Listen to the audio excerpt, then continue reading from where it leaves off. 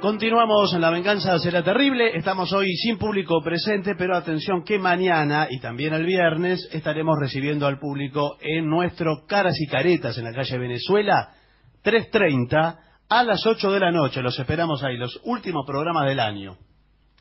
Vamos a hablar hoy de medicina, epidemias, hospitales, enfermedades en la antigüedad clásica, en la Edad Media, en la historia en general. En los tiempos clásicos se podía considerar muy afortunado el niato que lograra sobrevivir a su infancia. Y aún después las probabilidades de vida eran muchísimo menores que en la actualidad.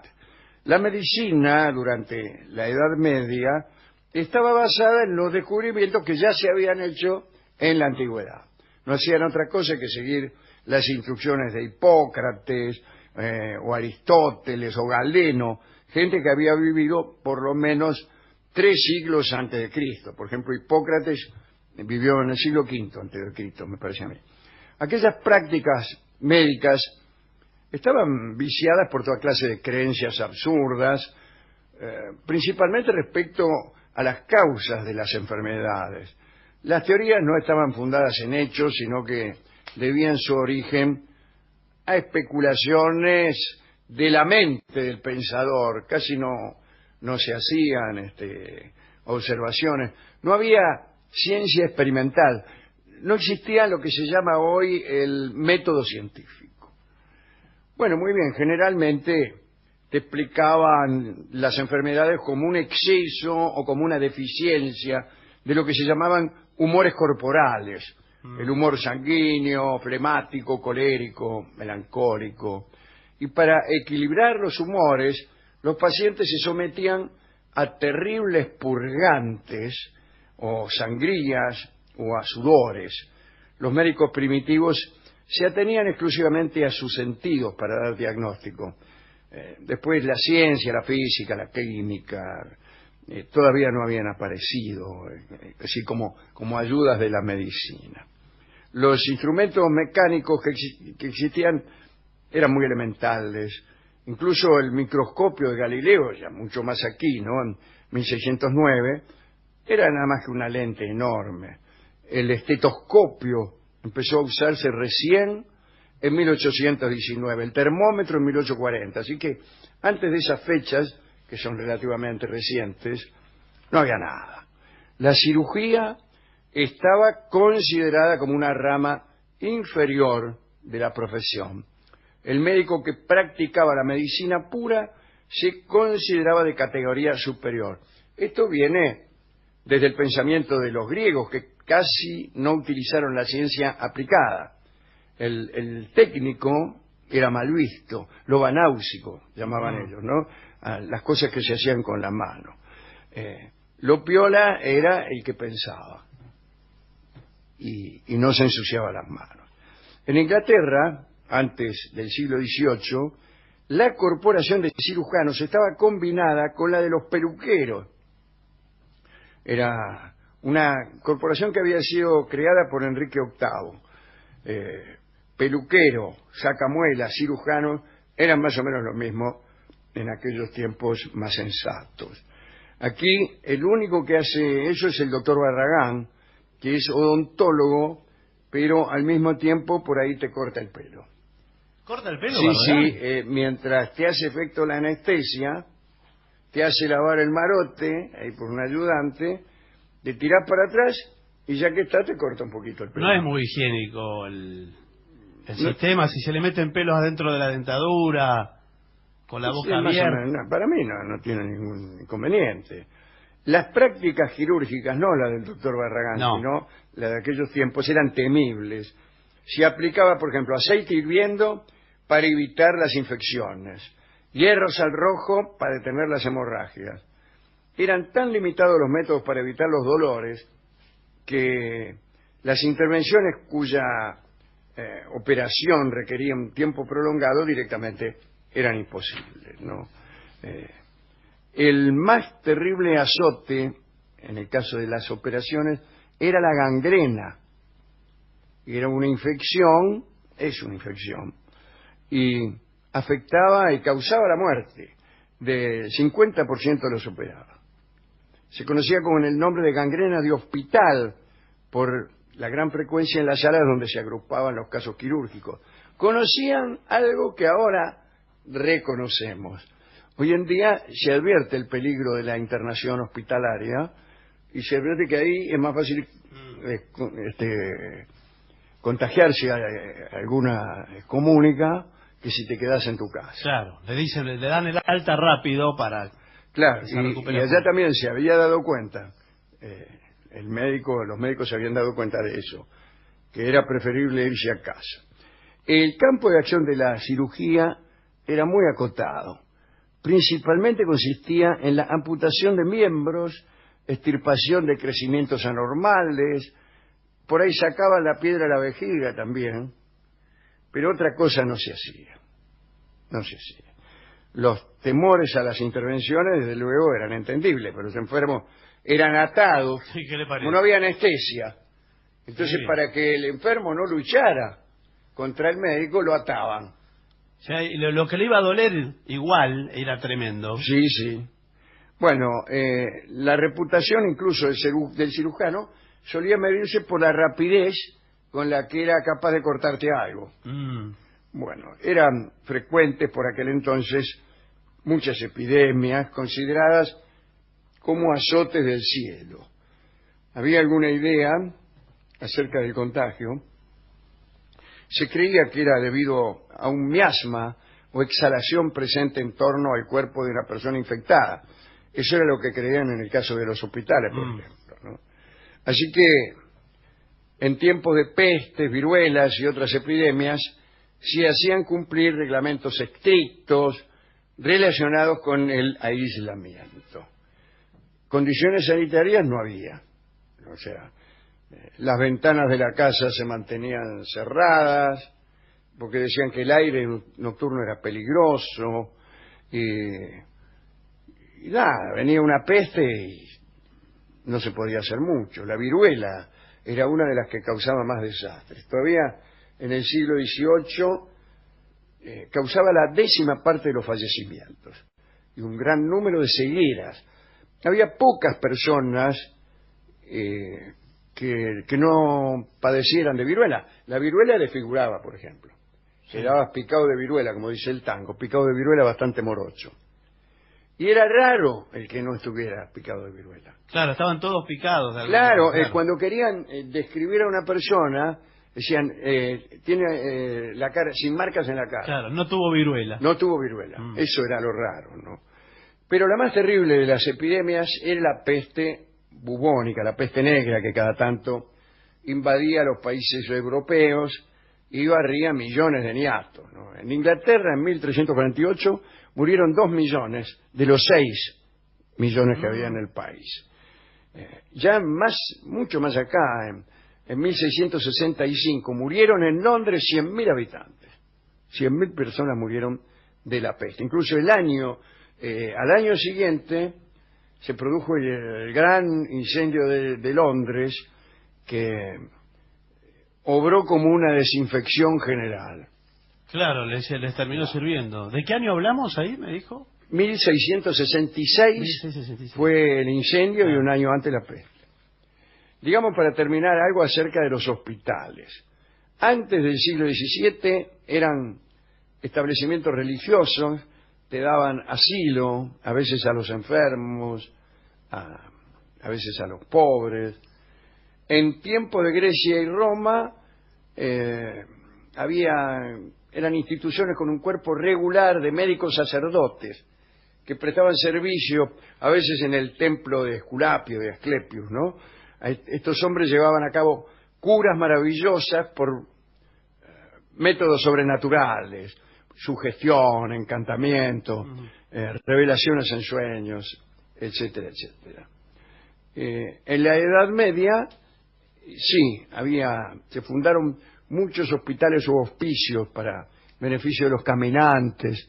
En los caminos de peregrinación había muchos hospitales que servían para curarte, pero también para descansar, para reconfortar, etcétera. No hacían mucho, ¿no? Aplicaban sangrías, ventosas, sanguijuelas. Hacían muchas sangrías con sanguijuelas. En el Hospital San Bartolomé, fundado en 1123, se usaron en el año 1822, bastante aquí, ¿no? 54.000 sanguijuelas. Bueno, y en 1837, 96.300 sanguijuelas para sangrar a los internos. Hoy todavía se usan las sanguijuelas en algunas operaciones de implante de dedos. ¿Ah, sí? Claro, porque hay que reducir los amontonamientos de sangre y las sanguijuelas operan mucho mejor que cualquier metodología artificial. Te chupa el dedo y te va sacando los moretones, los amontonamientos de sangre. Hay incluso en los Estados Unidos criaderos de sanguijuelas que abastecen a los cirujanos. Vamos a terminar esta pequeña semblanza con un cuento muy divertido acerca del inicio de la medicina psicosomática. Antes, cuando te dolía algo, te dolía. Ahora ya no te dejan que te duela nada sin que te acusen de haber inventado vos mismo el dolor, con lo cual al dolor se suma la culpa. Bueno, a uno le duele y tiene la espantosa sensación de ser culpable de fingimiento, ¿no? Uno lo miran en su casa. Y el cuento que vamos a contar ahora lo relató Plutarco y dice que Seleuco, que era rey de Siria, tenía un hijo llamado Antíoco que se había enamorado de la segunda mujer de Seleuco, su papá, que era la hermosa Estratónice. ¿Está claro? Seleuco se había casado con Estratónice en segundas nupcias y el hijo Antíoco se había enamorado de la mujer nueva del Jovaino. Uno siempre cuando se casa por segunda vez se casa con una mina más joven que podría ser la mujer del hijo, por ejemplo, ¿no? Bueno, entonces Antíoco, el pibe, se enamoró. Se había enamorado tan fuertemente que le era imposible vencer su pasión. Y se fue debilitando, tanto que parecía que se estaba condenando a muerte él mismo, porque sentía el chico que su deseo era deplorable, que perdía la razón por culpa de aquella pasión, etc. Y entonces el pibe decidió abandonar la vida y dejarse morir. Y se abstuvo de comer, de beber, fingiendo que sufría alguna enfermedad secreta en su cuerpo. Entonces, preocupado por su pasión por la esposa del padre, decidió dejarse morir. No le dijo nada a nadie. El viejo estaba preocupado y llamó a un célebre médico, Erasístrato. Bueno, viene Erasístrato, le hace algunos exámenes, qué sé yo, y estos exámenes lo llevaron a la convicción de que el chico sufría mal de amores. Ahora lo difícil era saber de quién estaba enamorado. Y para averiguarlo, el médico, Erasístrato, no se movió durante un buen tiempo de la habitación de Antíoco.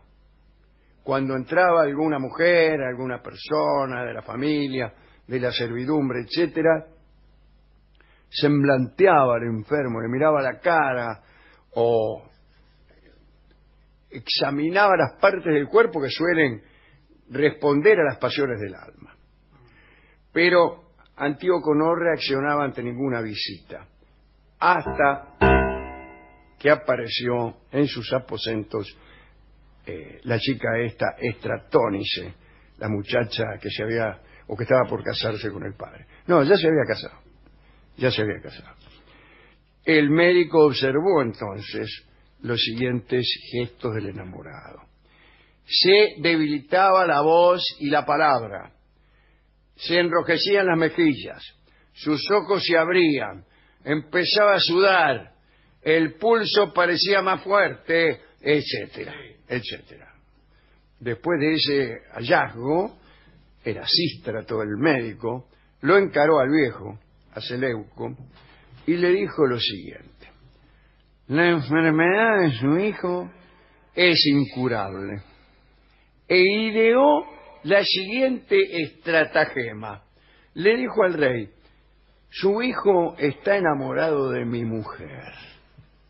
Eso le dijo el médico, ¿entiende? Lo engañó.